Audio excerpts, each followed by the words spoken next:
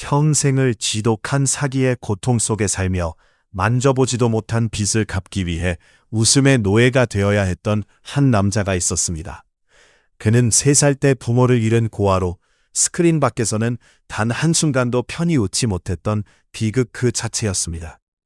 그럼에도 불구하고 그는 전쟁의 잔혹한 현실 속에서 대한민국 전체를 웃음바다로 만들었던 희극의 왕이자 750편에 달하는 작품으로 한 시대를 위로한 국민 배우였으며 마침내 표량을 울린 민족의 광대로 역사에 기록되었습니다.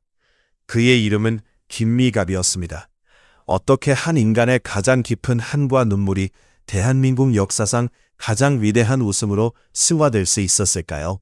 사람들은 그가 비극을 쓰는 천재와는 정반대로 밝고 경쾌한 매력만을 가졌다고 말합니다. 하지만 오늘 우리는 그 통념에 도전하려 합니다. 어쩌면 그는 자신의 가장 큰 비극을 재료 삼아 가장 위대한 희극을 창조한 진짜 천재였는지도 모릅니다.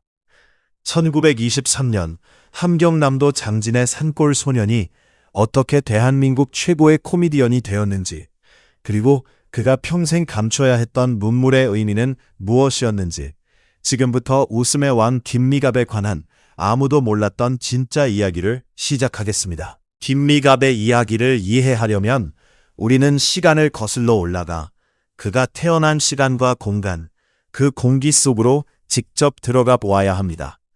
2923년 7월 13일, 일제강점기 소위 문화통치라는 기만적인 이름 아래 민족의 숨통이 조여오던 시절이었습니다. 그가 태어난 곳은 함경남도 장진군으로 한반도의 지붕이라 불리는 개마고원 깊숙한 곳입니다. 장진이라는 이름만 들어도 훗날 끔찍했던 전쟁의 기억을 떠올리는 분들이 많을 것입니다.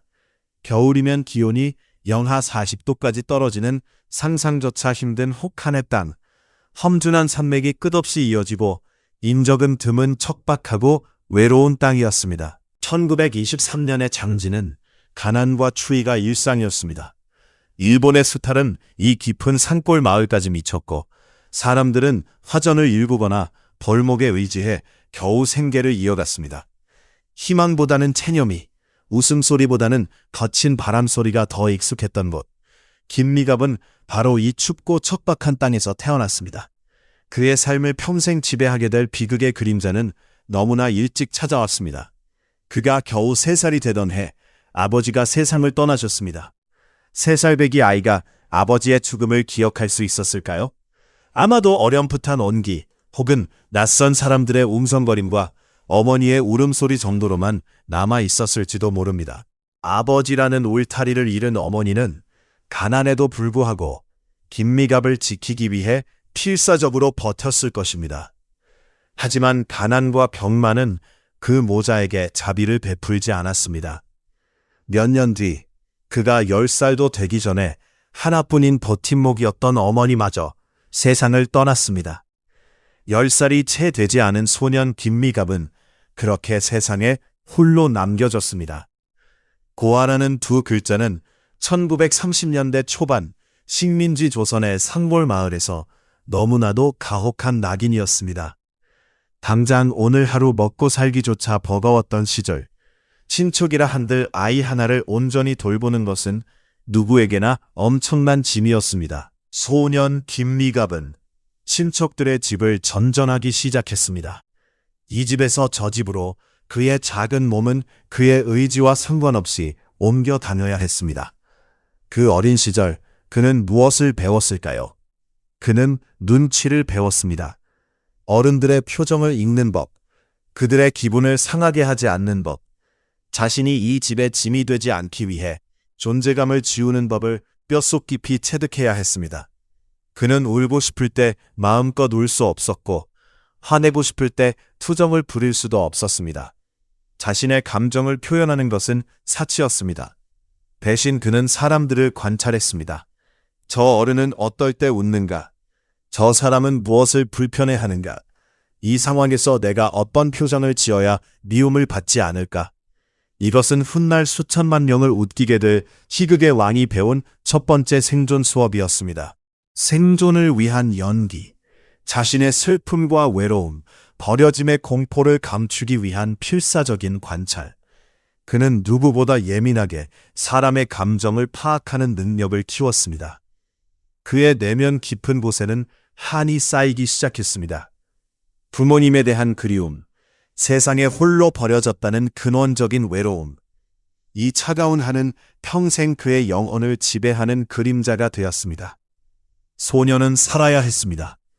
그 지독한 외로움과 가난 속에서도 그는 본능적으로 생존의 길을 모색했습니다. 다행히도 그는 총명했습니다.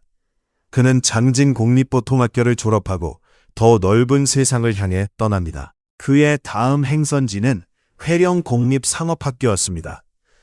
회령은 당시 함경북도에서 가장 번화한 도시 중 하나였습니다. 국경지대의 상업 중심지였죠. 상업학교는 무엇을 의미했을까요? 그것은 예술가나 학자의 길이 아니었습니다. 고아 소년이 기댈 수 있는 연줄이나 재산 없이 오직 자신의 능력만으로 식민지 사회에서 안정적인 직장을 얻을 수 있는 가장 현실적이고 유일한 길이었습니다. 은행원, 회사원 혹은 관공서의 학급 관리. 그것이 상업학교가 보장하는 미래였습니다. 그는 아마도 자신의 예술적 재능이나 감수성을 억누른 채 주판을 튕기고 장부를 기록하는 법을 묵묵히 배웠을 겁니다. 그의 목표는 단 하나, 생존이었습니다. 다시는 누구에게도 짐이 되지 않고 자신의 힘으로 두 발 딛고 서는 것.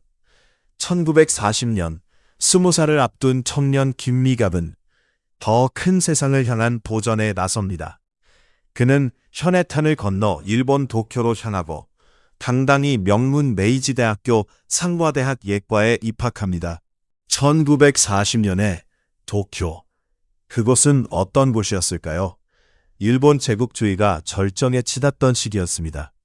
내선 일체와 황복 신민의 부호가 거리를 뒤덮고 중일 전쟁은 태평양 전쟁으로 확대되기 직전이었습니다. 그런 살벌한 제국의 심장부에서 식민지 청년 김미갑은 여전히 상과를 공부하고 있었습니다. 그는 여전히 안정적인 생존이라는 목표를 향해 달려가고 있었던 것이죠.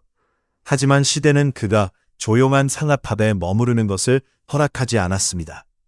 1942년 태평양 전쟁이 발발하고 일본은 점점 폐색되어 갔습니다. 전쟁의 위험은 점점 커졌고 일본 본토의 조선인 유학생들에 대한 감시와 압박은 날로 심해졌습니다. 학생들의 징집 유예가 풀리고 수많은 조선 청년이 학업을 중단한 채 전쟁터와 공장으로 끌려가던 시절이었습니다. 김미갑은 메이지 대학을 중퇴합니다. 이것은 단순한 중퇴가 아니었을 겁니다. 그것은 시대의 위험을 피해 탈출한 행위에 가까웠습니다. 그는 더 이상 그곳에서 꿈을 이룰 수도 생존을 보장받을 수도 없다는 것을 깨달았습니다. 다시 돌아온 고국 경성이었습니다. 그는 1943년부터 조선 전업에 취직합니다. 지금의 한국전력공사의 전신이죠. 당시로서는 최고의 직장이었습니다. 그는 다시 한번 안정적인 생존의 궤도에 오른 셈이었습니다. 평범한 회사원 김미갑. 그는 매일 정해진 시간에 출근해 장부를 정리하고 서류를 처리했습니다. 20대 초반, 가장 뜨거워야 할 청춘의 나날들. 하지만 그의 삶은 잉크 냄새와 숫자들 속에서 조용히 흘러갔습니다. 어쩌면 그는 이대로 평범한 직장인으로 전쟁이 끝나기를 기다리며 결혼하고 가정을 꾸리는 그런 조용한 삶을 살았을지도 모릅니다. 그의 내면에 숨겨진 그 누구도 몰랐던 광대의 영혼은 그렇게 영원히 잠들어 버리는 듯했습니다. 하지만 1945년 8월 15일 모든 것이 뒤바뀌었습니다. 광복, 35년간의 억압이 무너진 자리에 거대한 혼돈과 기쁨이 폭발했습니다. 김미갑의 삶에도 거대한 지각 변동이 일어났습니다. 안정적이었지만 영혼 없던 조선 전업의 회사원 자리는 더 이상 무의미해졌습니다. 그는 새로운 시대의 공기 속에서 무언가 다른 것을 갈망했습니다. 그는 대동신문에 입사해 잠시 기자로 활동합니다. 펜으로서 새로운 세상을 그려보려 했던 걸까요? 하지만 딱딱한 활자와 정형화된 사실 보도는 그의 뜨거운 감수성과 맞지 않았습니다. 그는 곧 신문사를 그만둡니다. 그의 영혼은 여전히 길을 찾지 못하고 방황하고 있었습니다. 3살 고아 소년이 20대 중반의 청년이 되기까지 그는 단 한 번도 자신이 무엇을 하고 싶은지가 아니라 어떻게 살아남아야 하는지만을 고민하며 살아왔습니다. 1945년 해방 직후의 서울은 혼란스러웠지만 동시에 엄청난 문화적 에너지로 들끓었습니다. 일본에 억눌렸던 우리말과 우리가락, 우리의 이야기가 터져 나오기 시작했습니다. 그 중심에는 악극단이 있었으며 노래와 춤, 연기가 어우러진 오늘날의 뮤지컬과도 같은 형태였죠. 김미갑은 이 뜨거운 용광로 속으로 우연히 발을 들입니다. 그가 찾아간 곳은 반도 극단이었습니다. 하지만 그가 처음부터 배우가 된 것은 아니었습니다. 그가 맡은 첫 번째 역할은 프롬프터였습니다. 여러분, 프롬프터가 무슨 일인지 아십니까? 무대 구석, 관객의 눈에 띄지 않는 어두운 곳에 숨어 배우들이 대사를 잊어버릴 때마다 몰래 속삭여주는 역할입니다. 그것은 무대 위에서 가장 낮은 자리였습니다. 아무도 그의 이름을 기억하지 못했고 아무도 그의 얼굴을 알지 못했습니다. 하지만 김미갑에게 그 어두운 무대 구석은 그의 운명을 바꿔놓을 최고의 학교였습니다. 매일 밤 그는 가장 어두운 곳에서 가장 밝은 곳을 바라보았습니다. 배우들의 모든 대사와 호흡, 억양, 손짓, 그리고 관객들의 반응까지 그는 스펀지처럼 모든 것을 빨아들였습니다. 어떤 대사에서 웃음이 터지는지, 어떤 연기가 관객의 눈물을 자아내는지, 이것은 그가 어린 시절 친척집 방구석에서 생존을 위해 어른들을 관찰하던 그 방식과 정확히 일치했습니다.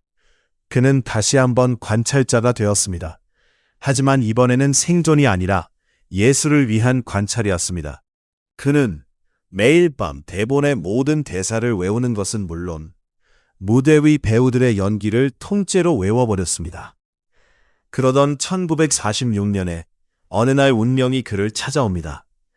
그날의 공연은 고전소설을 각색한 작품이었습니다. 그런데 공연 시작 직전 엄청난 사고가 터졌습니다. 극중 판관 역할을 맡기로 했던 배우 김대봉이 무슨 이유에서인지 무대에 나타나지 않은 겁니다. 객석은 이미 관객으로 가득 찼고 막은 올라가야 했습니다. 단장은 사색이 되었습니다. 어떡하나 판관 역할 대사 모은 사람이 없어? 그때 한쪽 구석에서 누군가가 조용히 손을 들었을까요? 아니면 단장의 다급한 눈에 그가 띄었을까요? 바로 김미갑이었습니다. 너 프롬프터니까 대사 다 외우지. 당신이 올라가. 상상해 보십시오. 단 한 번도 무대에 본 적 없는 23살 청년이 매일 어둠 속에서 대사만 읊어주던 그가 갑자기 수백 명의 관객 앞 가장 밝은 조명 속으로 떠밀려 나간 겁니다. 얼떨결에 무대에 오른 김미갑은 아마 머릿속이 하얗게 되었을 것입니다. 하지만 입은 본능적으로 움직였습니다.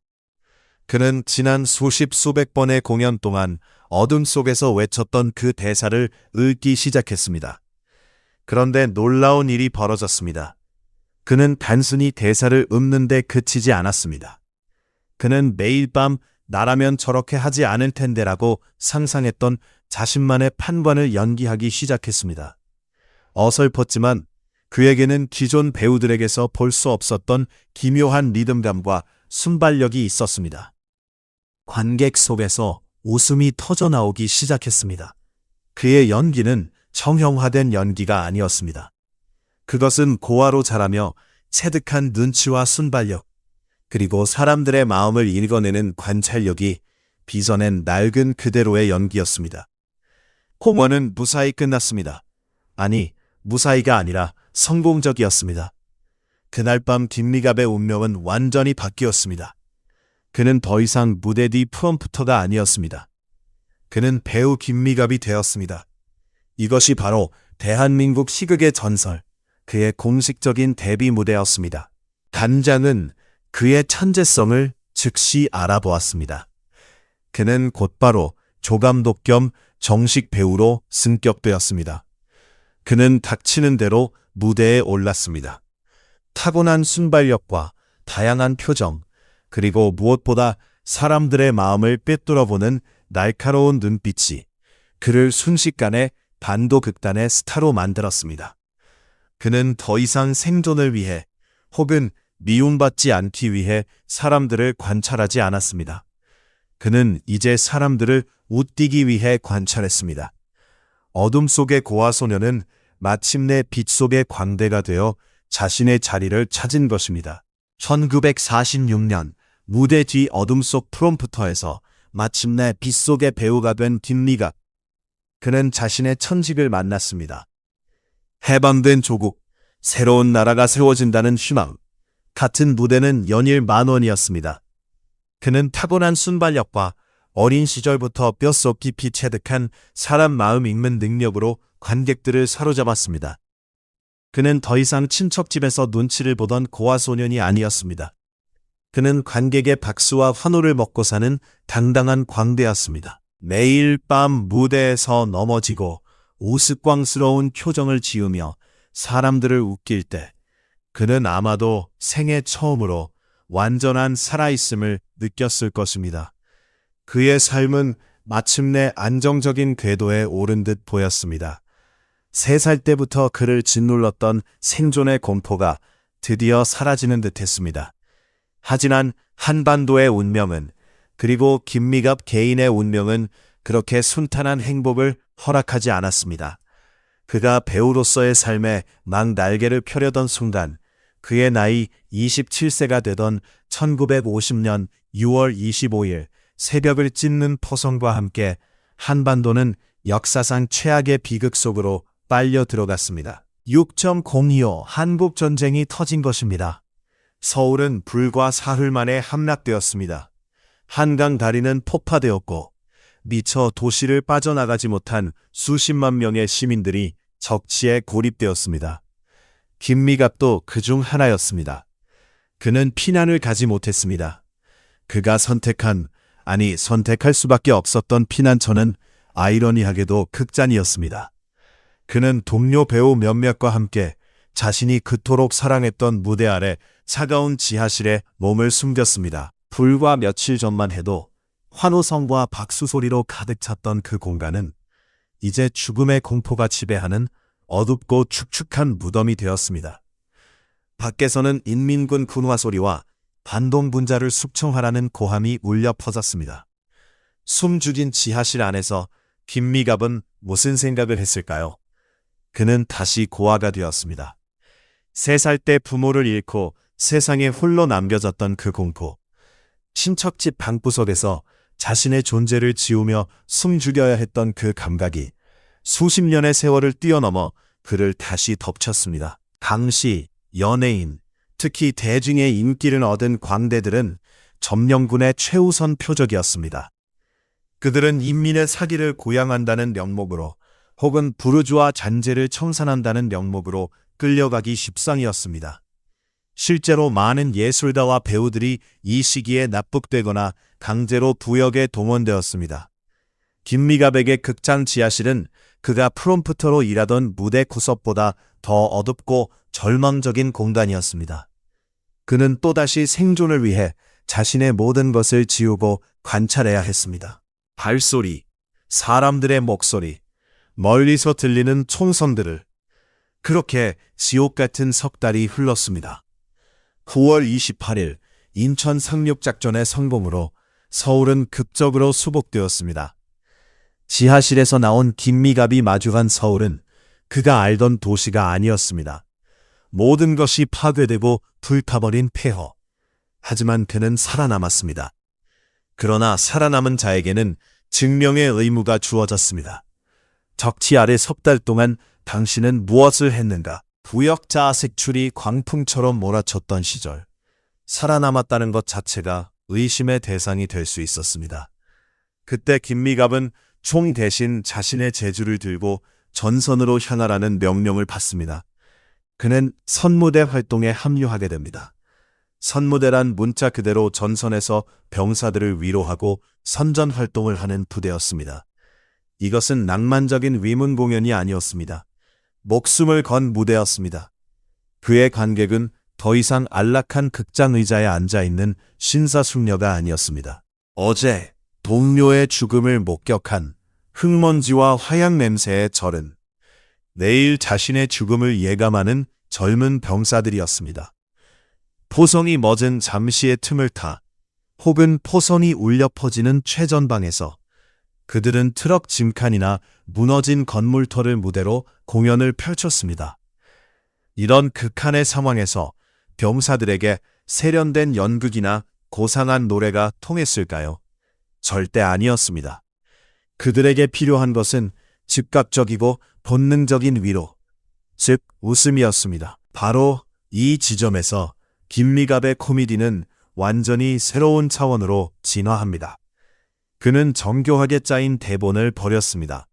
대신 그는 자신의 몸을 던졌습니다. 그는 넘어지고 뒹굴고 우스꽝스러운 표정을 지었습니다. 이것이 바로 슬랩스틱 코미디의 원형이었습니다.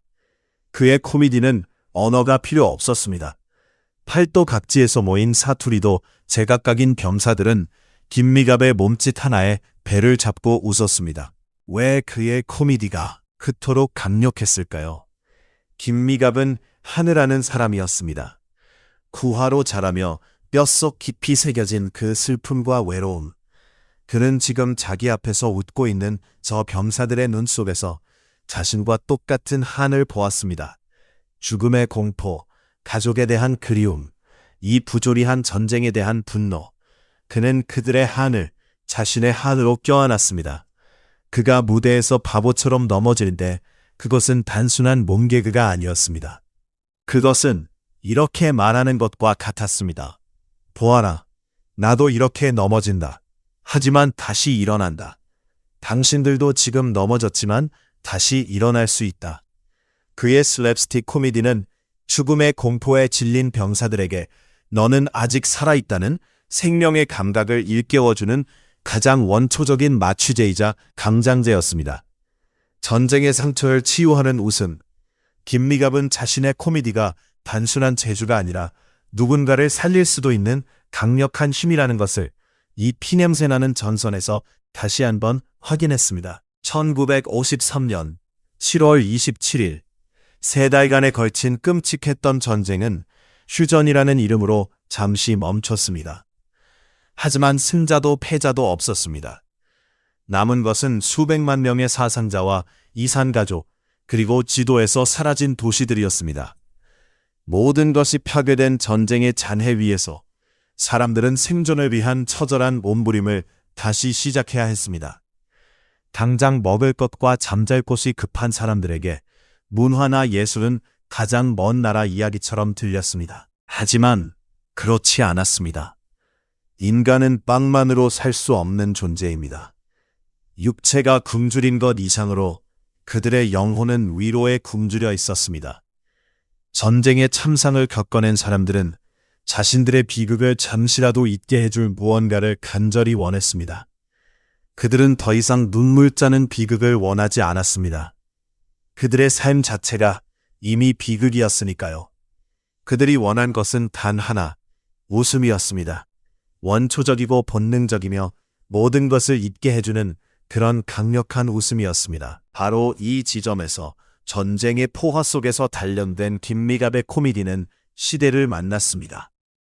전쟁이 끝나자마자 김미갑은 가극단, 설라벌 극단 등 당대 최고의 악극단으로 돌아왔습니다. 그는 더 이상 무대 뒤에 신출내기가 아니었습니다. 그는 전쟁터를 누비며 생사를 넘나든 광대였습니다. 그의 코미디는 더욱 날카롭고 강렬해졌습니다. 전선에서 갈고 닦은 그의 슬랩스틱과 과장된 표정 연기는 전쟁의 트라우마에 시달리던 대중의 마음을 정확히 관통했습니다. 사람들은 왜 김미갑을 보고 웃었을까요? 그는 잘생기지 않았습니다. 키도 크지 않고 몸도 좋지 않았습니다. 오히려 깡마르고 왜수하며 어딘가 억울해 보이는 외모였습니다. 바로 그것이었습니다. 사람들은 김미갑의 모습에서 전쟁의 모든 것을 잃고 억울하게 등하려 살아가는 자기 자신의 모습을 보았습니다. 그는 늘 당하고 손해보고 넘어지는 역할이었습니다. 하지만 그는 결코 비굴하거나 좌절하지 않았습니다. 넘어진 자리에서 털고 일어나 바보처럼 해맑게 웃었습니다. 관객들은 그 모습을 보며 카타르시스를 느꼈습니다. 저렇게 바보 같고 억울한 김미갑도 넘어져도 다시 일어나는데 나라고 못 일어날 소냐. 그의 전설적인 별명 합주기가 탄생하기 시작했습니다.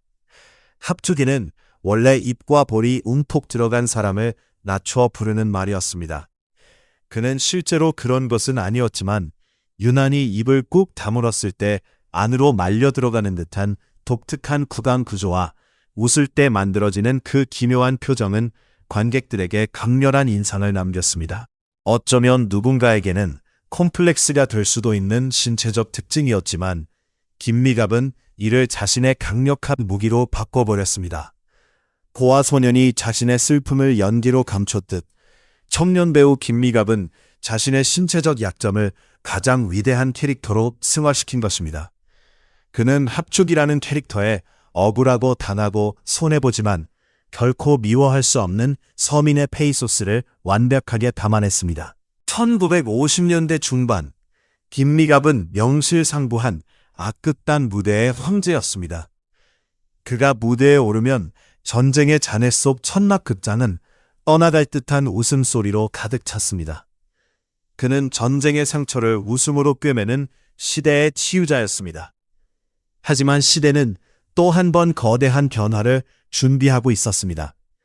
전쟁의 폐허 속에서 사람들이 천막극장으로 모여드는 동안 또 다른 꿈의 공장이 서서히 재건되고 있었습니다. 그것은 바로 영화 은막의 시대였습니다. 1955년 영화가 엄청난 흥행을 기록하고 1956년이 사회적 신드롬을 일으키며 대중의 시선은 무대에서 스크린으로 옮겨가기 시작했습니다.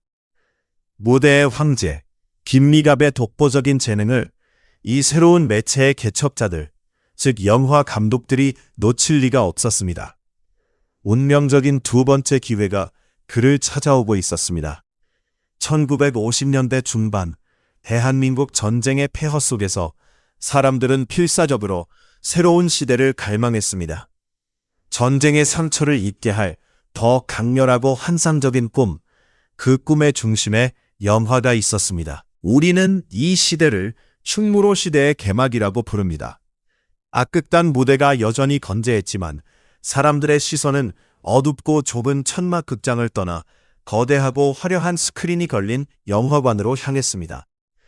1955년 이규환 감독의 영화는 서울에서만 10만 관객을 동원하며 한국 영화의 가능성을 폭발시켰고 1956년 한영모 감독의 영화는 사회 전체를 뒤흔드는 거대한 신드롬을 일으켰습니다. 영화는 더 이상 소수 지식인이 즐기는 예술이 아니었습니다. 그것은 대중의 욕망을 담아내는 가장 강력한 매체로 떠올랐습니다. 이 새로운 시대의 개척자들, 즉 신상옥, 한영모, 김기영 같은 당대 최고의 감독들은 늘 새로운 얼굴과 새로운 에너지에 목말라 있었습니다. 그들의 예리한 눈이 무대 위에서 펄펄 날며 관객을 울리고 웃기는 한 남자를 주목하는 것은 시간 문제였습니다. 그의 이름은 김미갑, 별명은 합죽이었습니다. 당시 악극단 배우가 여화로 진출하는 것은 드문 일이 아니었습니다. 하지만 그곳에는 보이지 않는 계급이 존재했습니다. 악극단에서 주연을 맡던 화려한 미남, 미녀 배우들이 스크린에서도 주연을 맡았습니다. 반면 김미갑처럼 위슴을 담당하던 광대들은 영화에서도 그저 스쳐 지나가는 감초 혹은 배경에 머무르는 것이 일반적이었습니다. 그들의 연기는 과장되고 무대 연기의 흔적을 벗지 못해 스크린의 섬세함과는 어울리지 않는다는 편견이 있었습니다. 1956년 김미갑에게도 마침내 스크린의 부름이 왔습니다. 그를 두른 사람은 바로 전년도에 대한민국을 뒤흔든 당대 가장 세련되고 현대적인 감각을 지닌 한영모 감독이었습니다. 한영모 감독은 악극단 무대에서 김미갑의 합주기 연기를 눈여겨보았습니다. 그는 김미갑의 과장된 몸짓 뒤에 숨겨진 지독하게 사실적인 서민의 페이스 소스를 꿰뚫어 본 것입니다. 그는 자신의 새 영화 청춘의 과장법 위에 김미갑을 캐스팅하기로 결정합니다. 김미갑이 제안받은 역할은 무엇이었을까요? 주연이었을까요? 혹은 비중 있는 조연? 아니었습니다. 그가 맡은 역할은 노인 지게꾼이었습니다. 노인 지게꾼. 1950년대 서울에서 그것은 사회의 가장 밑바닥을 상징하는 단어였습니다. 전쟁으로 모든 것을 잃은 사람들, 혹은 시골에서 무작정 상경한 사람이 마지막으로 기댈 수 있는 생계수단. 그들은 매일 자신의 몸무게보다 무거운 짐을 지고 종로와 남대문 일대를 묵묵히 걸었습니다. 그들은 존재하지만 누구의 눈에도 띄지 않는 배경 같은 사람들이었습니다. 한영모 감독은 김미갑에게 이 이름 없는 노인 지게꾼 역할을 맡겼습니다. 대사도 거의 없었습니다. 어쩌면 감독은 당대 최고의 무대 스타였던 김미갑의 인기를 이용한 우정 출연이나 카메오 정도로 생각했을지도 모릅니다. 하지만 김미갑은 그렇게 생각하지 않았습니다. 그에게 노인 지게꾼은 단순한 단역이 아니었습니다. 그것은 3살 때 고아가 되어 척박한 개마고원에서 살아남아야 했던 자기 자신이었고, 친척집 방구석에서 눈치 보며 자신의 존재를 지워야 했던 어린 시절의 한이었으며, 전쟁터에서 만났던 이름 모를 병사들의 억울한 얼굴이었습니다. 그는 누구보다 밑바닥의 서러움을 잘 아는 사람이었습니다. 드디어 첫 촬영날, 충무로의 낯선 촬영 현장. 무대와는 모든 것이 달랐습니다. 관객의 즉각적인 반응도, 익숙한 동료들의 호흡도 없었습니다. 오직 차가운 카메라 렌즈와 레디 액션을 외치는 감독의 날카로운 목소리뿐이었습니다. 다른 배우들은 영화 연기라는 틀 안에서 움직였습니다. 하지만 김미갑은 달랐습니다. 그는 연기하지 않았습니다. 그는 그저 노인 지게꾼이 되었습니다. 액션 사인이 떨어지는 순간 그의 등은 굽고 얼굴에는 수십 년의 세월과 가난이 만들어낸 깊은 주름이 패였습니다. 그는 무거운 지게를 지고 금방이라도 쓰러질 듯 위태롭게 한 걸음 한 걸음을 내디뎠습니다. 그것은 연기가 아니었습니다. 그것은 삶 그 자체였습니다. 그의 분량은 단 몇 분, 어쩌면 몇십 초에 불과했을지도 모릅니다. 하지만 그 짧은 순간 33살 청년 김미갑은 스크린을 완벽하게 장악했습니다. 편집실에서 필름을 확인하던 한형모 감독과 스태프들은 충격에 휩싸였습니다. 이 이름 없는 단역 배우가 화려한 주연 배우들을 압도하는 기묘한 에너지를 뿜어내고 있었던 것입니다. 그의 얼굴, 그의 걸음걸이, 그의 합주기 입 모양에서 터져나오는 그 억울하지만 포기하지 않는 표정. 1956년 청춘의 과장법이 개봉했습니다. 관객들은 당대 최고의 스타들을 보기 위해 극장을 찾았습니다. 하지만 영화가 끝나고 극장문을 나설 때 사람들의 뇌리에 가장 깊게 박힌 것은 주연 배우의 화려한 사랑 이야기가 아니었습니다. 아까 그 지게꾼 노인 말이야. 그 사람이 정말 진짜 같더라. 그 합주기 말이지. 어이, 꼭 우리 아버지 보는 것 같아서 눈물 날 뻔했네. 사건이 터진 겁니다. 단역이 주연을 삼켜버린 한국 영화사에 유례없는 일이 벌어졌습니다. 김미갑은 이 단 한 편의 영화, 이 단 하나의 역할로 무대의 황제에서 충무로의 블루칩으로 수직 상승합니다. 그의 성공은 단순한 개인의 성공이 아니었습니다. 그것은 시대의 증명이었습니다. 전쟁의 상처가 아물지 않은 1950년대의 관객들은 더 이상 가짜 위로, 꾸며낸 아름다움을 원하지 않았습니다. 그들은 자신들의 찢겨진 삶을 그대로 투영하고 그럼에도 불구하고 괜찮다고 살아남자고 말해주는 진짜 얼굴을 갈망했습니다. 합주기 김미갑의 억울한 표정, 넘어져도 다시 일어나는 그 바보 같은 몸, 지시 관객들에게 깊은 위로와 공감을 안겨주었습니다.